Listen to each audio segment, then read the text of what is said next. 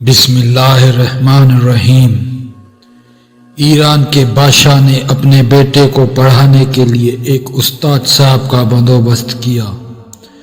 استاد صاحب کو کہا کہ میرے بچے کو دین پڑھائے، میں چاہتا ہوں کل اس نے انعامات حکومت کو سنبھالنا ہے تو یہ دین سے آگاہ ہو جائے، اس کو خود سکھانے پڑھانے۔ ایک نیک بزرگ بڑے درویش علی بادشاہ کے بیٹے کو پڑھانے لگے۔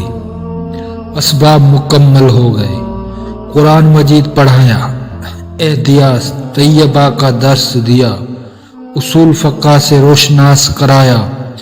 جب بچے نے مکمل تعلیم حاصل کر لی اور آمین ہو گئی، دستار ہو گئی، فارغ ہو گئے تو پھر ایک دن استاد صاحب نے کہا، بیٹے کل تم نے ضرور آنا ہے، کچھ بات کرنی ہے۔ صبح شہزادہ استاد صاحب سے ملنے گیا تو استاد صاحب نے کنڈی لگا لی، ہاتھ میں درا پکڑ لیا اور مار مار کے پورے وجود کو زخمی کر دیا۔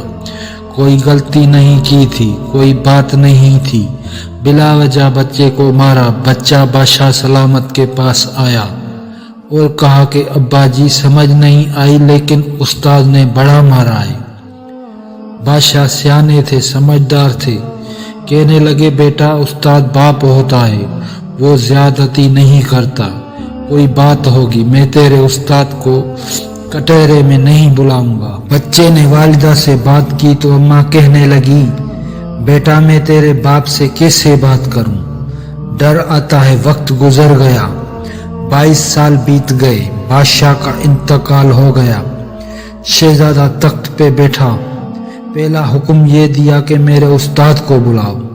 استاد جی بوڑھے ہو گئے تھے، چھڑی کے اوپر ٹیک لگا کے آئے اور بھوئیں سفید ہو کے جھک گئے تھے۔ یوں آنکھ کھول کے بڑی مشکل سے دیکھا، کہنے لگے شہزادے حکم ہو، مجھے کیوں بلایا؟ کہنے لگا میں شہزادہ نہیں، اب میں بادشاہ بن گیا ہوں۔ استاد جی 22 سال گزر گئے، آپ نے مجھے مارا تھا اور وہ آپ نے زیادتی کی تھی، میرا قصور کوئی نہیں تھا۔ تو میری روح سے درد گیا ہی نہیں، میرے جسم سے گیا ہی نہیں، میں بے اختیار تھا، پوچھ نہیں سکتا تھا، لیکن آج با اختیار ہوا ہوں۔ سب سے پہلا حکم آپ کا دے کے بلایا ہے، بتائیں کیوں مارا تھا؟ میری زیادتی بتائیں تو بوڑھے استاد کی آنکھیں آنسوؤں سے بھر گئی، کہنے لگے بیٹے بس آج کے دن کے لیے مارا تھا، یہ جو دن آ گیا نا میری زندگی میں اس لیے مارا تھا، یہ میں چاہتا تھا میری زندگی میں یہ وقت آئے، آج میری مراد پوری ہو گئی۔ شہزادہ کہنے لگا استاد صاحب کس لیے مارا تھا، مجھے بھی سمجھاؤ۔ آپ فرمانے لگے بیٹے کتنی دیر ہو گئی ہے تجھے مار کھائے ہوئے؟ کہنے لگا 22 سال۔ فرمایا زخم بھولے تو نہیں، درد ختم تو نہیں ہوئے؟ کیا 1 منٹ کے لیے بھی تمہاری حافظی سے بات محو ہوئی؟ تو کہا استاد جی روز رات کو یاد آتا تھا۔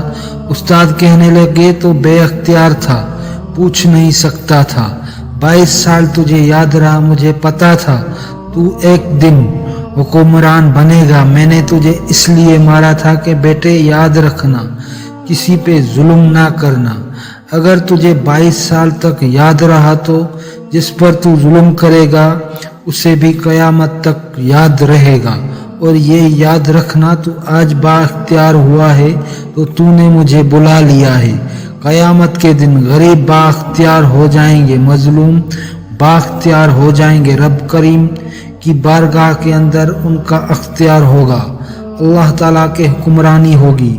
پھر وہ بلائیں گے بڑے بڑے لوگ دنیا میں جن کی پگڑیاں اونچی تھی، وہ سر جھکائے کھڑے ہوں گے۔